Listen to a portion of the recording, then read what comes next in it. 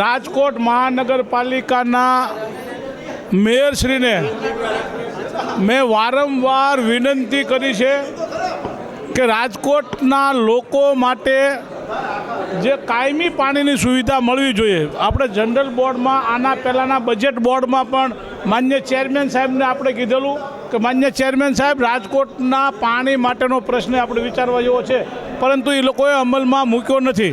કારણ કે મેં પ્રશ્ન પૂછ્યો છે, મેં માંગણી કરી છે એટલે મૂકતા નથી એવું મને લાગી રહ્યું છે. પણ રાજકોટમાં હિતમાં આવું ન આવે.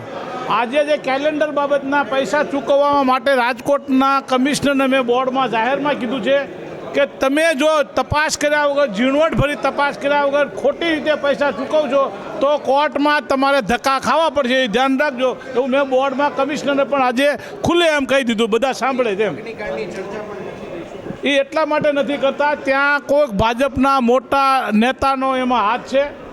એટલા માટે 2 ધારાસભ્યો 10 મિનિટમાં જ્યાં પહોંચી જાય, એ ક્યારે પહોંચી જતા હોય. મોટા 2 ધારાસભ્યોથી પણ કોઈ મોટો વ્યક્તિ છે જે પ્રદેશ ભાજપમાં હોદ્દેદાર છે, એને સાચવવા માટેની આ સ્કીમ છે.